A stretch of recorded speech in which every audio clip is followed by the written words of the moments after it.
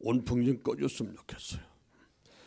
이제 목이 나쁜 목이 나한테도 공기가 와서 목을 콱 막아버리네요. 자, 오늘 우리가 같이 교독한 본문의 말씀, 슬픈 비극의 내용이 되겠습니다. 솔로몬이 하나님 앞에 복을 많이 받았으면은 받은 복을 그대로 자녀에게 물려주면 좋을 뻔했는데 그가 타락해서 하나님 말씀에 불순종해서 타락해서 비극을 물려주는 그런 내용이 본문의 내용이 되겠습니다. 우리가 지난주에 살펴본 것처럼 우리가 이 9장에 보게 되면 이 솔로몬이 얼마나 많은 복을 받았습니까? 9장 22절 보게 되면 솔로몬 왕의 재산과 지혜가 천하의 모든 왕들보다 큰지라. 그러니까 그가 받은 그 부귀영화, 재물, 그 지혜는 누구도 흉내낼 수 없을 만큼 이렇게 엄청난 것을 받았습니다. 이 큰 복을 그대로 자녀에게 물려줘야 되는데 솔로몬이 하나님 말씀에 불순종하고 또 이방 여인들과 많은 여인들을 아내로 삼아서 결과적으로 그 여인들 때문에 생각을 뺏기고 마음을 뺏기고 시간을 뺏기고 또 신앙까지 뺏겨서 이방신을 섬기는 이런 끔찍한 죄를 범하게 됩니다. 이제 그래서 결과적으로 이제 솔로몬은 하나님 앞에 이제 버림을 받게 되는데 열왕기상 또 이제 그 10장에 보면은 그래도 하나님이 그 다윗 때문에 솔로몬이 왕노릇 하는 동안에는 나라를 그대로 놔두셨다가 쉽게 말하면 그 징계를 하나님이 보류하시는 것입니다. 다윗이 하나님 앞에 정말 한 가지 실수한 것 빼놓고는 바르게 서서 또 하나님 기쁘시게 하는 종이 되고 이제 그런 것들을 기억해서 또 언약하신 대로 언약을 지키시기 때문에 솔로몬이 엄청난 죄를 범했어도 그 죄를 당장 징계 안 하시고 아들 데와서 이제 징계하시는 것을 보게 됩니다. 이제 그래서 열왕기상 11장 제가 한 절 읽어드리면 11절에 이런 말씀이 있습니다. 여호와께서 솔로몬에게 말씀하시되 내게 이러한 일이 있었고 또 내가 내 언약과 내가 내게 명령한 법도를 지키지 아니하였으니 내가 반드시 이 나라를 내게서 빼앗아 내 신에게 주리 신하에게 주리라. 그러나 내 아버지 다윗을 위하여 내 세대에는 일을 행하지 아니하고 네 아들 손에서 빼앗으려니와. 또 오직 내가 이 나라를 다 빼앗지 아니하고 오직 다윗과 내가 택한 예루살렘을 위하여 한 지파를 네 아들에게 주리라 하셨더라. 솔로몬이 이렇게 하나님 앞에 잘못을 범했는데 엄청난 죄를 범했는데 그 범한 죄는 또 열왕기상 11장 보게 되면은 각종 이제 그 이방 신들을 섬긴 거죠. 그리고 11장 9절 보면 솔로몬의 마음을 돌려 이스라엘의 하나님 여호와를 하나님을 떠났다. 참 이게 보통 문제가 아니죠. 하나님을 떠남으로 여호와께서 그에게 진노하시니라. 하나님이 대단히 화가 나셨습니다. 그래서 솔로몬은 당장 하나님 앞에 징계를 받았다는데 그 아버지 다윗의 신앙 순종 때문에 하나님이 참으시고 내가 40년 동안 왕노릇하는 동안에는 내가 보류했다가 유기했다가 네 아들 시대에 오면은 내가 그대로 징계를 갚아주겠다 하고 말씀을 하신 것입니다. 이제 그래서 오늘 이제 보면 르호보암이 이렇게 왕이 되긴 됐는데 결과적으로 백성들부터 배신을 당하게 되잖아요. 그 배신은 뭐냐? 하나님에서 배신 당하게 되는 것입니다. 오늘 이제 본문 여기 5절 말씀이죠. 다시 이제 역대하로 돌아와서 왕이 이같이 백성의 말을 듣지 아니하였으니 이는 여호와 하나님께로부터 말미암아 난 것이라 여호와께서 전에 실로 사람 아히야로 하여금 느바세 아들 여로보암에게 이르신 말씀을 응하게 하심이더라. 여기 솔로몬이 그 백성들 앞에서 너무 황당한 참 이런 짓을 하잖아요. 백성들이 다 와서 왕을 삼고 세겜 와서 이제 그 당시에 예루살렘이 아닌 세겜에서 이렇게 왕이 된 것은 그 당시엔 이 세겜이 북쪽인데 거기 에브라임 지파 사람들이 살고 있던 지파고이고 또 그 지역이 종교적인 도시면서 또 여기 여러 그 12지파의 중심이 되는 그런 지역이었습니다. 이제 그래서 그 중심이 되는 그 지역, 종교 중심 또 정치 중심인 이 지역 가서 이제 르호보암이 당당하게 권위 있게 왕으로 추대를 받게 됩니다.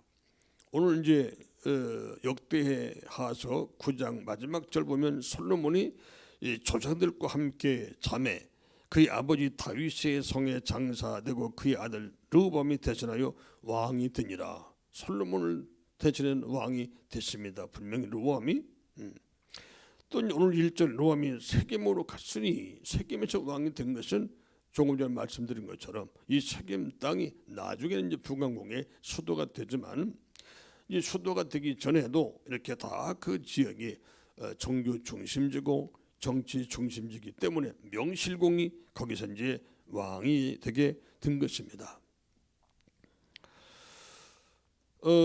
그런데 솔로몬이 참 엄청난 그런 부를 받았는데 그 부를 누리지 못했어요. 그래서 엉뚱한 짓 하는 거죠. 다 쉽게 말하면 하나님 주신 그 부귀 영화를 허랑방탕에 된 것입니다. 그래서 백성들을 괴롭혔어요. 그래서 오늘 본문 3절에 우리 무리가 사람을 보내어 그를 불렀더나 여로보암과 그 4절 읽는 게 좋겠네. 4절 보면 왕의 아버지께서 우리의 멍에를 무겁게 하였으니 백성에게 멍에를 무겁게 했다. 이건 뭐냐? 세금을 많이 거뒀다. 세금을 많은 세금을 거두는 것입니다. 사실은 세금 많이 거둘 필요가 없지 않습니까? 솔로몬이 받은 부가 얼마나 많아요. 금이 정말 흔해서 금으로 방패를 만들 정도로 큰 방패, 작은 방패를 만들고 은은 돌같이 여기고 참 그렇잖아요. 또 주변 국가들 얼마나 많은 그런 은금을 바치고 뭐 보물을 바치고 조공 바치고 다 그랬습니다. 그래서 백성들에게 세금을 많이 거둘 필요가 없는 것입니다. 그대로 하나님이 주신 그 부경을 그냥 누리고 간직하고 있어도 백성을 괴롭힐 필요가 없습니다. 근데 쓸데없이 이렇게 다 그 많은 것들을 낭비해 버리고 허랑방탕하고 다 쓰고 이렇게 해서 결과적으로 이제 세금이 부족하니까 세금을 엄청나게 많이 거둬들이고 또 이제 전쟁이 또 벌어집니다. 솔로몬이 잘못하니까 뭐 에돔 사람이 배쳐가고 또 시리아가 배쳐가고 이래서 뭐 전쟁을 하게 되고 이런 문제가 끝에 가서는 생기는 것입니다. 그 엉뚱하게 자꾸 일 벌려서 백성이 너무 괴로운 것입니다. 우리나라도 지금 현 정권이 정치를 잘못해서 엄청나게 많은 세금 무김 자꾸 이렇게 매기고 또 기업인들을 정말 기업을 잘하도록 해야 되는데 기업을 자꾸 힘들게 하는 법을 만들어서 이렇게 기업을 죽이고 또 세금을 많이 내라고 그러고 참 이거 얼마나 힘들어요. 똑같은 상황이죠.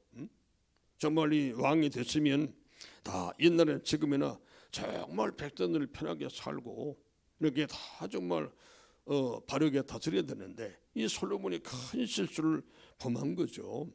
처음에 출발이 어땠습니까? 하나님 이렇게 저를 하나님 은혜로 왕이 되게 하셨으니까 제가 백성들을 잘 다스릴 수 있는 지혜를 주옵소서. 참 이렇게 기도했잖아요.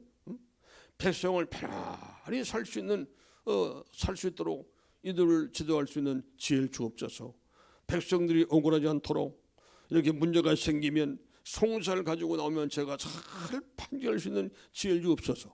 하나님은 너무 그 기도를 아주 귀하게 보신 거잖아요. 야, 이놈이 참 내가 맡긴 양들을 잘 돌보고 내 백성을 돌보려고 지혜를 구했으니 내 마음이 아파도다 하고 하나님께서 전에도 후에도 없는 그런 지혜를 주겠다고 말씀하셨잖아요.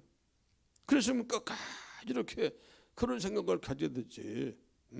하나님 말씀 어기고 그렇게 많은 여자를 아내로 삼고 이방 여인 데려다 삼고 나중에 다 거기 신경 뺏기고 마음 뺏겨서 타락돼서 하나님 대신 우상 섬기고 이 짓 하니까 이렇게 망하게 되잖아. 그 백성 괴롭히는 거잖아요. 너무나도 안타까운 것입니다. 이제 그래서 아들이 들려서 왕이 되긴 됐는데, 이제 왕이 된 후에 여로보암과 이스라엘 백성들이 솔로 르호보암을 찾아왔습니다. 여기 이제 여로보암은 솔로몬의 신복의 따지면 하나의 어떤 강요의 아들입니다. 여로보암이 솔로몬 강요의 아들, 또 신하의 아들이었습니다. 여로보암이. 그런데 이제 열왕기상 이제 11장에 보게 되면은 이미 솔로몬이 타락이 되니까 그 당시 이제 그 아히야라는 선지자가 그 여로보암에게 말했습니다. 너는 앞으로 이제 이스라엘 왕이 될 거다. 그래서 열지파를 이끄는 왕이 될 거다 하고 이렇게 얘기를 했습니다. 이제 그러니까 여로보암이 이제 또 이렇게 솔로몬을 대적해 나가기 시작했습니다. 그러니까 솔로몬이 죽이려고 하니까 그다음에 여로보암이 이제 애굽으로 도망을 갔습니다. 몇 년 동안. 그런데 애굽에서 또 그 애굽 왕 시삭이 여로보암을 잘 돌보고 망명한 따지면 이 사람을 잘 돌보고 이렇게 혜택을 누리고 살다가 이제 솔로몬이 죽은 다음에 돌아온 것입니다.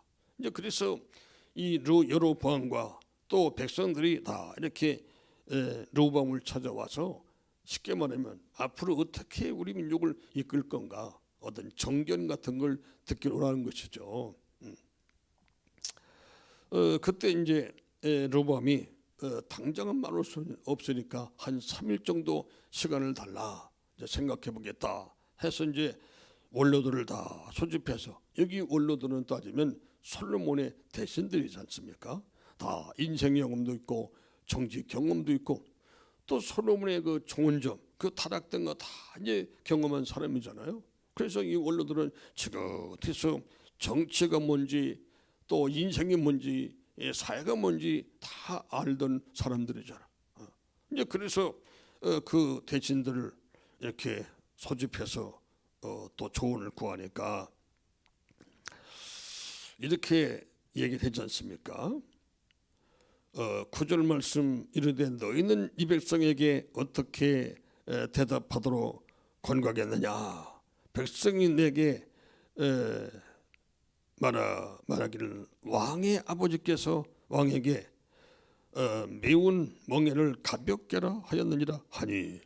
그러니까 이제 대신들은 아버지가 너무 백성들을 괴롭혔다. 처음엔 안 그랬었는데 이렇게 타락되고 나서 너무 괴롭혔다. 너무 과한 세금을 받아들이고 또 우리말하면 부역이잖아. 부역.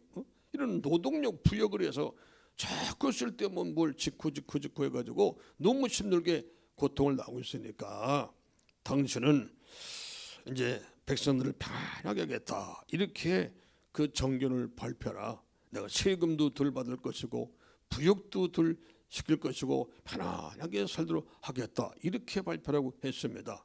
그러면 이제 르호보암이 그렇게만 말했으면은 모든 백성이 그를 왕으로 추종하지 않겠어요?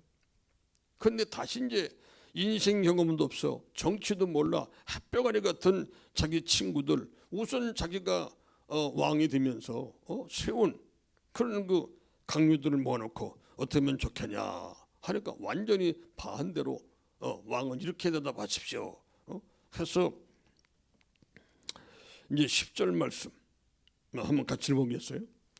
자, 함께 자란 젊은 신하들이 따지면 여기 함께 자란 젊은들 아직 몰라요. 인생 경험도 없어요. 또 정치 경험도 없어요. 아무것도 몰라요. 철부들이 따지면 쉽게 말하면 햇병아리들이지.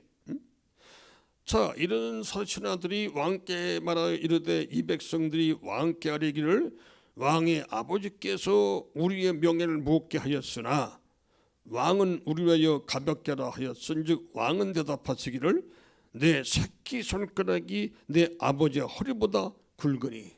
이건 말이 됩니까 이게?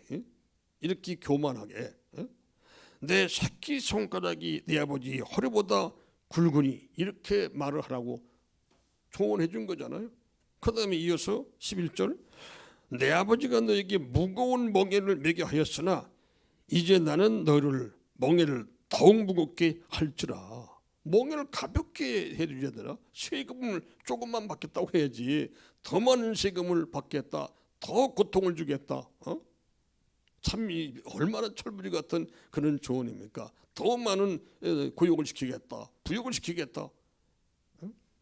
그러면서 내 아버지는 가죽채찍으로 너를 치셨으나 나는 전갈채찍으로 하리라 하소서. 이게 말 같은 조언입니까 이게? 그럼 르호암이 이건 아닐 것 같다 생각을 해야지.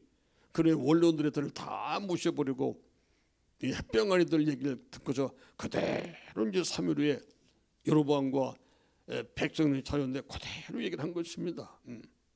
그래서 이제 14절 같이 읽겠습니다.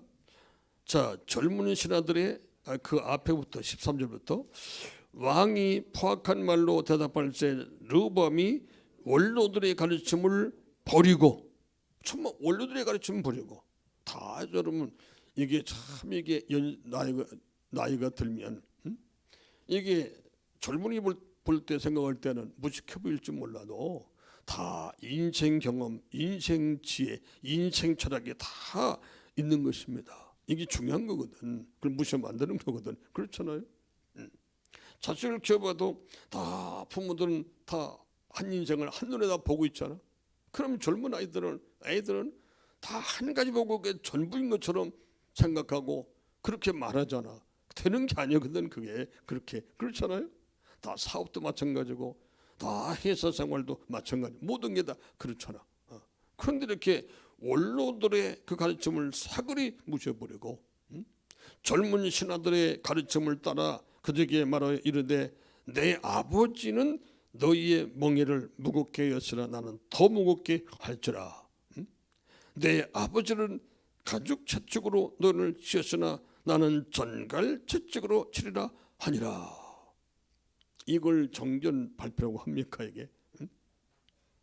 그러니까 백성들이 니나 잘해 먹으세요. 니나 혼자 왕이나 해라. 다 돌아섰습니다. 이제 그래서 우리 다시 이제 같이 읽겠습니다. 16절에 와서 시작. 온 이스라엘은 왕이 자기들의 말을 듣지 아니함을 보고 왕에게 대답하이르되 우리가 다윗과 무슨 관계가 있느냐? 얼마나 다윗을 추종하고 정말 다윗을 따르고 존경했습니까? 근데 따지면 자기 할아버지까지 욕먹이는 거 아니야 지금. 그리고 훌륭한 성군까지. 그래서 우리가 다윗과 무슨 관계가 있어? 또 이세 아들에게 받을 유산이 없도다. 이세 다윗의 아버지잖아.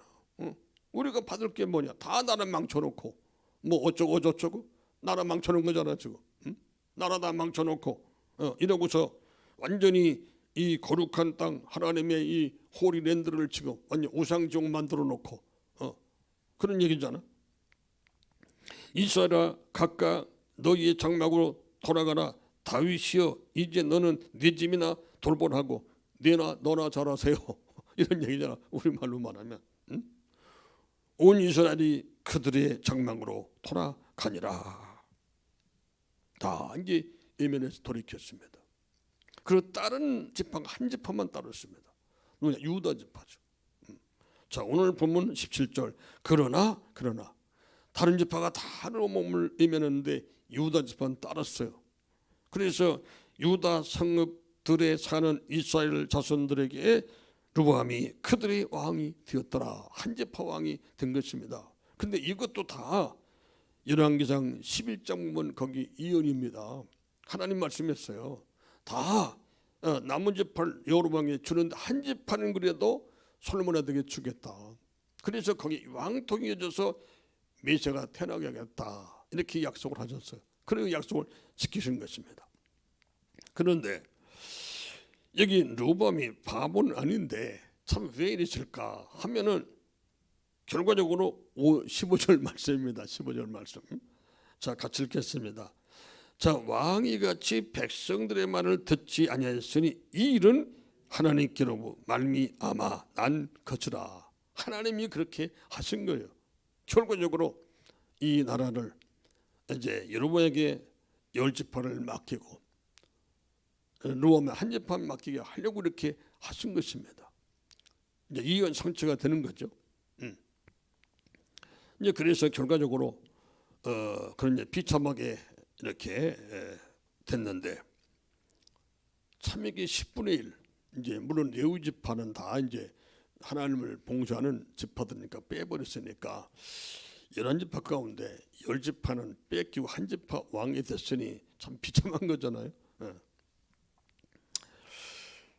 물론 이건 하나님의 예언 성취라고 하지만 오늘날도 우리는 이 말씀을 굉장히 새겨드려야 되는 것입니다.